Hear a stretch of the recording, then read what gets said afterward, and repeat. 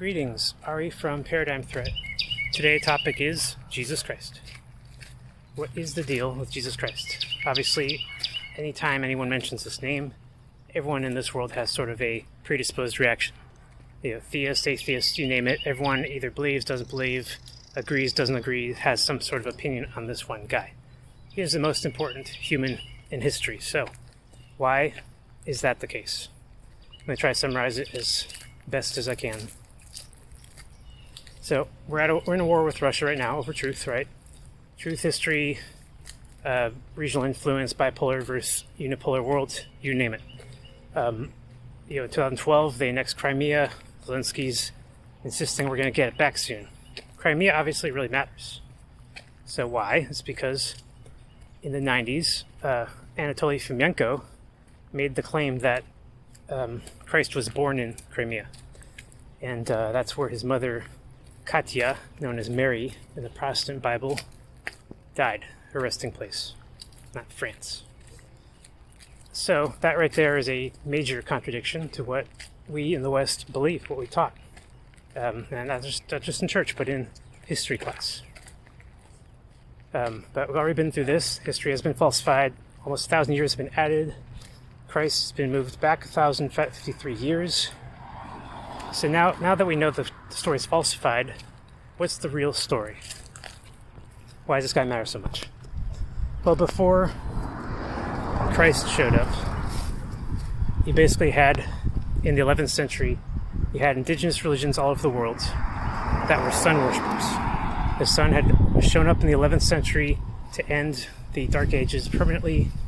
The sun god chased away all the other Old Testament gods. It had a very different nature. It was very giving and abundant, calmed the storms, provided unlimited bread, taught people how to farm and fish. The sun did it all, and they worshipped the sun.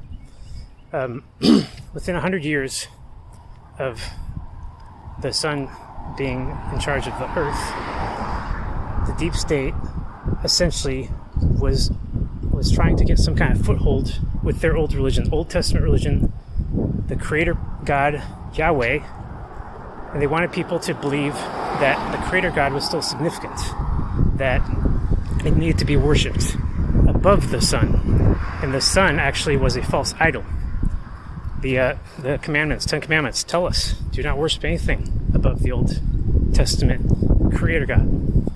And so, when Jesus showed up, he basically found himself in the middle of this religious schism between monotheism and polytheism.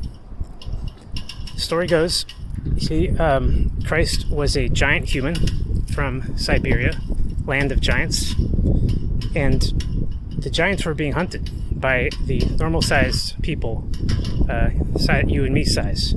The word people comes from the word population, and it was only our sized humans that could reach such populations. The giants were very small numbers, and so they're constantly targeted for genocide. One genocide that was planned was the census. In the New Testament, we hear about a census that caused Christ's mother all this trouble. She had to travel for a census. Well, that doesn't make any sense, right? I already covered this. No one travels for census. No one forces pregnant women to travel for any reason. And finally, in modern day, in the 20th century, 21st century, people are becoming very wary of government censuses and data. Why are they collecting all this data on us anyway, et cetera, et cetera. So back then, the census was a bad thing. And Christ's family was running from it. They were traveling away from the census. They didn't want to be counted because they knew that the soldiers that would come later would know how many giants were in each region and make sure they were all dead. So, Katya and her family traveled from the Istanbul region back to their homeland in Siberia, but Katya was pregnant and she could not run. She got left behind. As you can see, this is a unique circumstance. You're not going to see this happen all the time. The giants are going to protect their own, and every now and again, you'll find a straggling giant who cannot run. And what do? They kill them, they put them down. That's what all the castles are built for. All those castles around the world, they're built to destroy giants. They're not for humans to fight. That doesn't make sense. Humans starve and get sieged out in a castle too easily, but with giants around, totally different story. And Istanbul was the biggest castle around. That was Jerusalem 1. They're provoking all the giants into a big war. They said, come at us. Right here on the Bosphorus River, we got the tallest gates. We're ready. So they're killing off the giants. They're causing genocide to them. They're counting them with a census. And Katia, the giant, was left behind. This occurred in Crimea. Crimea is a peninsula. You can kind of see why it would happen. There's nowhere to run. So the normal-sized humans, the people, took pity on her. Because after all, humans are good in nature. It is really the smallest minority that would cause the kind of trouble that would lead to any kind of war or death or conflict or bloodshed. But the regular people, they saw this giant, they took pity on her. Like, oh my gosh, she's crying and she's in extreme pain. She's clearly pregnant. Let's just help. The whole Christianity story begins with small people helping giants. It's a beautiful story. And you won't get any of that from the Protestant Bible. You can kind of see what happens next. Katia gives birth through cesarean to Christ, who isn't named that yet. He's named Andre, or Andronicus. And the people say, now what? What are we going to do with this giant? We're supposed to kill giants. We don't want to kill either of these two.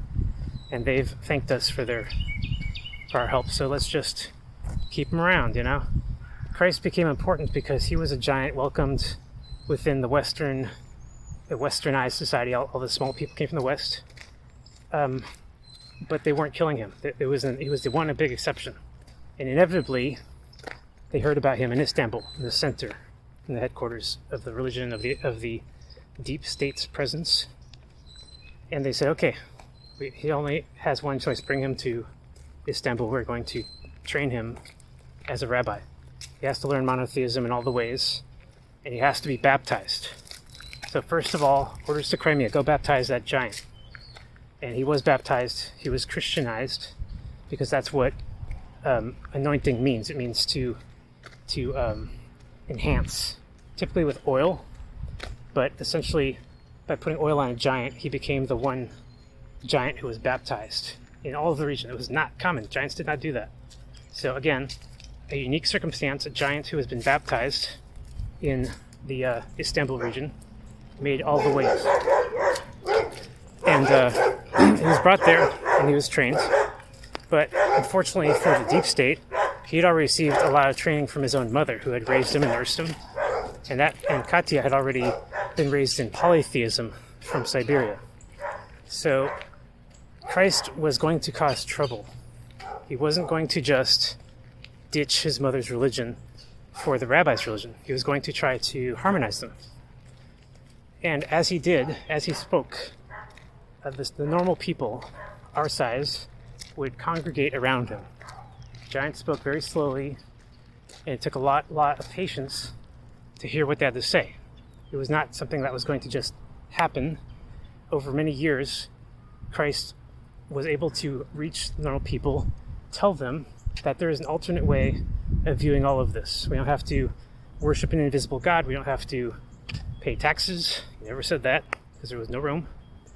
We're not slaves to anyone. We're free. And the polytheistic religions essentially say that all of the gods are gone, that they're not here anymore, so we don't have to worry about them anymore. We're in a peaceful time. So the deep state, who had been reeling from the Dark Ages, trying to control people for hundreds of years, using Old Testament logic, do as I say or God will kill you all, did not have any kind of answer to this kind of new doctrine. And that's where all of the problems with Christ came in Jewish temples. Turning around because there's a lot of wind. First, he saw that the temples were contradictory. They were clearly disobeying their own laws. They're changing money in the synagogue because there was no real separation between God's authority and authority to tax. This is exactly what the church wanted. They wanted to say, we represent God, and we're taxing you because that's what God wants. So when Christ knocked over the tables, he sent such a message. He's willing to risk God's wrath. He's willing to go against the religion, the people that raised him. It was too symbolic, and it ruined any chances of him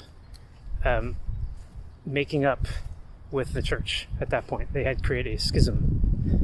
And so essentially the other thing that reveals, the thing that a lot of people don't understand about this character, is that by knocking over the tables like that, Christ showed a lot of anger. He showed a lot of frustration. A couple traits that we're not familiar with this character. We sort of think of him as being perfect, or at least passive. But in this moment he wasn't. And that's a clue towards the later moments in his life that have been redacted. So let's fast forward a little bit. Christ leaves Istanbul, goes back to Crimea, and his following sort of follows him there. And essentially the religion around him grows so rapid that Istanbul says, well, we can't just exile him, we have to do something about him. So they trap him, they tell him, come back to Jerusalem for Thanksgiving. For Passover. There's also a Thanksgiving ritual, but it's thanks for the comet passing over and not killing us. So Christ goes to the dinner, gets captured, and they say, you have sinned against God. There's only one thing you can do now. You have to be punished. And Christ said, okay, as long as it's just me, as long as you don't punish all of my people, because that's what they're going to do. If he hadn't agreed to the crucifixion, they were going to kill everyone that was following him, and him too. So the crucifixion was a compromise between all sides. Christ carried the cross, that's in a detail, and he did the whole thing willingly. Now the big deal here, the big difference between the Protestant Bible and pretty much every other version of this story is that Christ dies on the cross. But there's a lot of reason to believe that never happened, and people have been doubting that fact for hundreds of years. In the 19th century, a lot of writers suggested the swoon theory, that Christ passed out on the cross, that all the people watching him eventually got sick of it. You watch somebody suffering for 6 hours and that's it, you go home. And when everyone left, his family showed up and took him down. That's in paintings.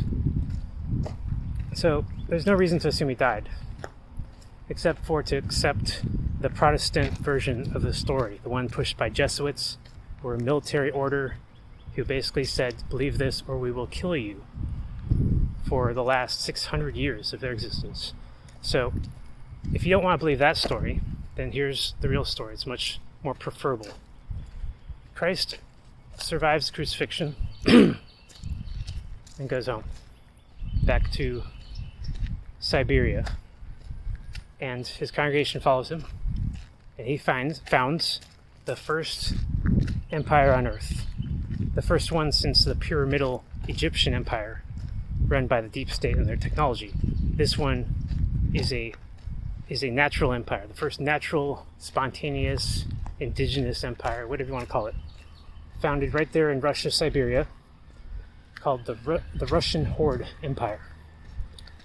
And this empire has been completely erased from history and redacted into other smaller empires, Ottoman and British, and so forth. But the truth is so much simpler. With the founding of this first empire, a religious schism forms between East and West, where the Eastern empire, imperial population believes that their emperor, Christ, the first emperor, was essentially not God or deity, but so significant a person because he founded their whole way of life. The nature of the empire itself, let me give you some examples. The Olympics. Christ started the Olympics, without a doubt. He was the first gladiator. And the only reason I say that is because the Olympics are defined as an event that spread from all areas of the kingdom. In other words, the Olympics were extremely peaceful and pluralistic. Like, hey, look at our people and look at your people, and let's compete in good faith. The movie The Gladiator, or Gladiator, is a fictional redaction of the Christ story. There's a lot of similarities between the emperor, the gladiator, and the real Christ, who was a huge, strong giant. And when he founded the Olympics, he basically was trying to create a system that would work for the smaller people as well. And this giant who's trying to work for smaller people, that's the very nature of how Christ was able to create an empire. It's not just something anyone could do. He had the connections, he had the training from both sides, he had the influence, congregations, he was in a position to do it. So, the next thing that happens is the Crusades, the Trojan War. The crucifixion was clearly designed to provoke the giants into some kind of rally against Istanbul, which they would all be routed against the walls. And that's precisely what happened. Within 10 years of the crucifixion, so many giants from Siberia who had heard the story from the guy himself and his mother essentially said, we're not going to just sit here and let them humiliate our new emperor. We're going to go and take revenge for what they did. And they did exactly that. A giant army formed, went down to Istanbul, and within 10 years they knocked down the Trojan walls and they didn't actually knock them down because they were able to convince the locals in Istanbul that they were wrong. And the locals gave up. After 10 years of siege, they were starving and they're miserable. They saw these giants were after them. They wanted to kill them, and they gave up. Didn't take very long. Like I said, castles are no good for humans. They're only good against taking out giants. And many giants did die in that war. You hear about Achilles and Hector, who was a giant on the Istanbul side. And Christ himself was part of the Crusades, was part of the Trojan War, as a different character. He doesn't do any fighting because that's not his style, but he does fight later on in his life. So let me get to the later parts because it's more interesting. So, as Fomenko points out, the Christ story has been splintered and redacted into other stories. One of them is Alexander. Alexander passing through Mesopotamia, founding all of the Alexandrias, spreading Greek religion. Greek is just another placeholder name for Russian and Siberian, for the Eastern original religions of the empire. That whole region has been wiped from the map. There's nothing in Siberia now. So there's no way to prove any of this. But if we look at the clues, Greece has always been a metaphor for the entire East. So Alexander spreading Greek philosophy, that's just the Russian Empire spreading Russian philosophy through those regions, which are, Iraq, Kazakhstan. These are all regions of the old Russian Empire, very close and very influenced by their central religious ideas. So, Crusades happen.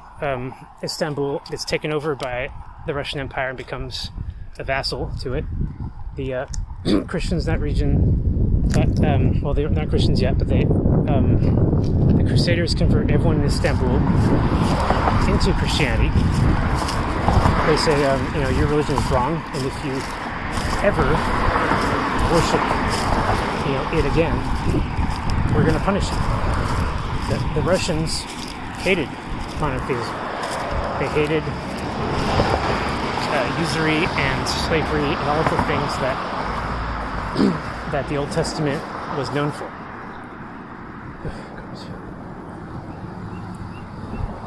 And they forbade any teaching of the Old Testament from then on. So in that way, the Russians were converting everyone in Eastern Europe into Christianity. Eventually made it to Western Europe, and by 1492 they completely committed an Inquisition crusade against Europe, converting or killing everyone they found. So Alexander is one version of the story. where you see the similarities. It's a young, influential person who dies towards the end of his life.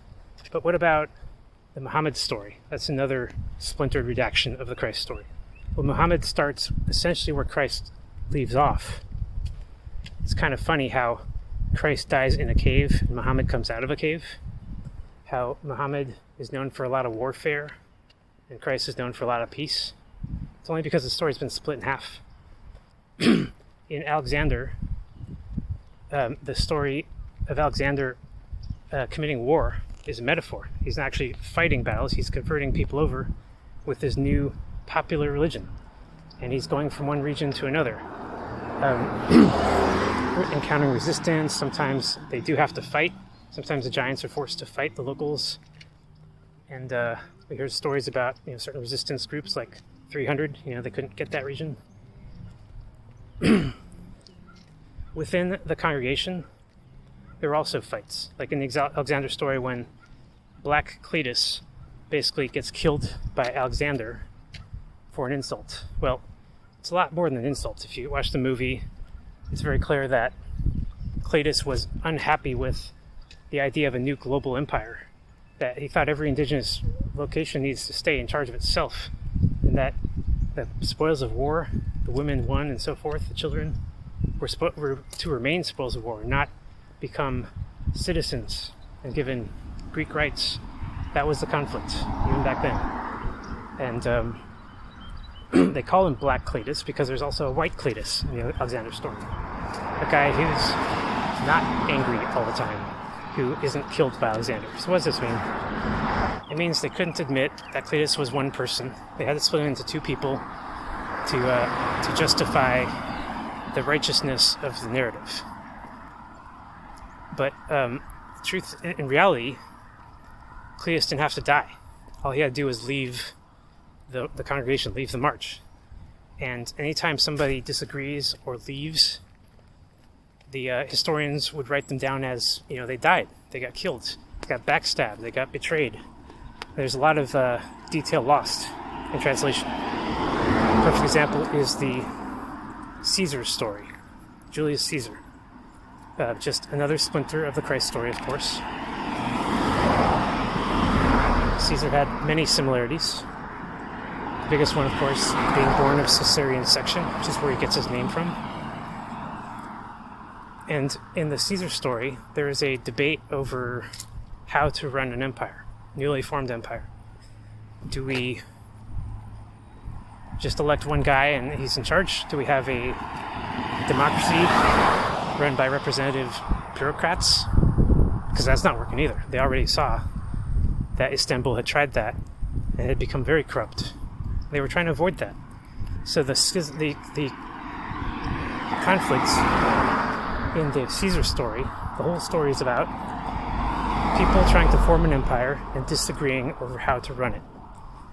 Was there any reason to say that Caesar was killed by Brutus and Tacitus? No, that doesn't really add anything to the story. It just creates a sort of permanence to justify the narrative, righteousness, to say democracy won that day, against tyranny, or just to really simplify the narrative down. But that's not what was going on. This was a debate among wise people. It was open and free society. It wasn't a senate. There wasn't any kind of security apparatus to prevent the people from hearing the debates. And when Caesar was betrayed, it's only because people no longer agreed with Christ anymore. They said, we've seen what kind of empire you've created and the kind of laws that you're making, and they're great, but we don't want them. We wanted something else. We wanted to take these lands for ourselves. We wanted, we don't have to go back. We don't want to go back to our wives and say that we have other wives and children. We don't want to face what we've done, essentially.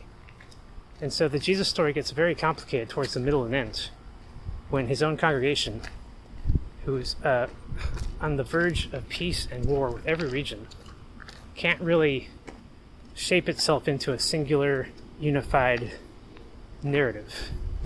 The Russian horde starts splintered and stays splintered throughout its entire existence.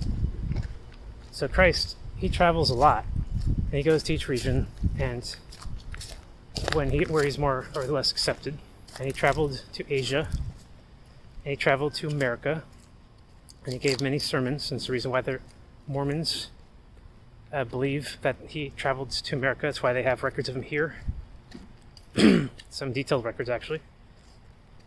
And that's why he's buried in Japan. There's a tomb of Christ in Japan. So it seems the Japanese are heavily influenced by Christianity. That all of that Okinawa kind of lifestyle that we can appreciate so much as Americans, Karate Kid movie and so forth, that's Christianity. It's the original version of it. It's more or less untainted. So how did that happen? Okay, let's move ahead. After the Russian Horde Empire becomes huge in the 15th, 16th century, it encounters a major resistance called Protestantism, which comes from the West, comes from Europe and England, and they say we're resisting the empire on all fronts, kind of like we are doing today with Russia. Religious, spiritual, financial, military, linguistic, you name it. The West started pushing a brand new language, Latin. Latin is a very alien language. It's not like there's no source of it on Earth. It came from somewhere else. I say Mars. And this language redacted all indigenous languages into it. So now everything's Latin. But in the East, everything was Cyrillic. Everything was Slavic. So East and West could not communicate to each other anymore as a result of the Protestant Reformation. The Reformists knew exactly what they're doing. Those Jesuits, they expanded all over the world and said, hey, here's their trick. Let's listen to your religion. Tell us all about your religion. Everywhere the Jesuits went. They would go to Egypt, Africa, they would go to America, and they would listen to the natives. The natives would say, well, this is what we think happened in Earth. Here's how we got here.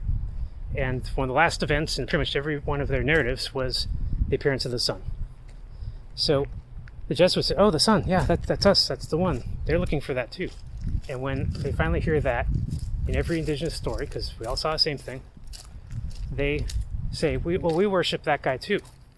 We call him Jesus Christ. And he does all of the same things. Walks on water, calms the storm, provides abundance of food, and teaches us how to fish. He can do it all, man. And he's directly connected to the zodiac. All these things that we apparently believe today about him were designed to be agreeable to the indigenous populations, who saw no problem adding more, heaping more praise on deities that they already worshipped. So simple Jesuit trick, and it worked so well on everyone in the world, except for one place, Russia. Why? Because after all, the Jesuit religion was a redaction of the Russian Christianity, and when they sought to supplant religions, they never encountered one as rigorous, and as the one that had essentially created them in the first place. Trying to avoid wind. So, in the 16th century, the Jesuits finally target Russian Christianity, original Christianity. They already destroyed it in all the other places in Europe. Cathars were Catharized by fire, and the Khazars in Crimea were also destroyed. They were forced to choose a new religion, and they chose Judaism, but their Judaism was too pluralistic with original Gnostic Christianity, and they had to be destroyed within 10 years. So the Jesuits just killed anyone that they couldn't convert. And when it got to Russia, their old enemy, supplanting that religion, supplanting Christianity, was almost a nightmarishly impossible task. And yet they accomplished it. So what we see today in Asia, we see the remnants of the Jesuit expansion. We see Buddhism. And Buddhism is different from monotheism. It's very close, but I have to admit it's different. In Buddhism, the Jesuits listened to the indigenous religions of Sri Lanka region and said, "Oh, that guy, Buddha. Well, you guys seem to think he's so great. You keep mentioning him all the time. Like everything seems to surround Buddha. So we're just gonna tell you that, Buddha is the guy that we're also looking for. But we're not going to say that he's also named Jesus Christ, because the Eastern people already know what that means. Jesus Christ was their old emperor, Andronicus Christ. And so you can see how the Jesuits had a dead end, a blind spot right there. They couldn't say that your most powerful savior deity is our Jesus Christ. And they had to give him Buddha. They had to let them keep it. And not redact Buddha so much that it became identical. And it's not identical. For example, even in the most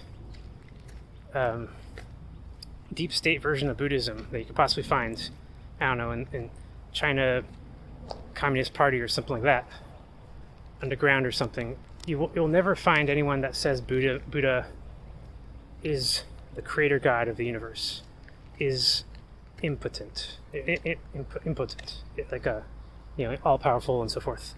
Instead, they say Buddha is bound to karma and restrained by karma, just like anything else and anyone else. And that really matters because, as a result, Buddha is just another player in the game, not the creator of the game, not the rule setter like Yahweh, but just another creator, just another very important deity in a polytheistic religion. And that Buddhism remained polytheistic in all these years shows its resilience to the Jesuit influence. The Jesuits were happy that the Buddhists were more or less acting like the monotheists of the West. They go to a church and they pray to a deity. So they were happy. The Jesuits got what they wanted in the region, but they could never convert them to Christianity. And it's simply because the version of Christianity that was taught by Christ and his mother Katya in that region in the first place was polytheistic. And with polytheism, there is always a deep understanding that while we should all fear and respect the gods, we should never assume that they are all-knowing or all-powerful. And as a result of that, we should never assume that any one of us is all-knowing and all-powerful. Presidents, czars, rabbis. And as a result of that, the Eastern religion, indigenous religion, has been impossible to conquer by monotheism to this day. No matter what they try to do to that region, those people have such an embedded ideology that goes back 900 years, where they learned the bad lessons over and over and over, and they just have all the lessons now in their minds, in their actions. And what's going to happen is that when we eventually lose this war to Russia, when we eventually hear that they did not start it, we started it, that they weren't doing anything wrong, that we were doing everything wrong, that what they believe about Christ isn't some kind of communist attempt to take over America through espionage and subversion, but Protestantism is.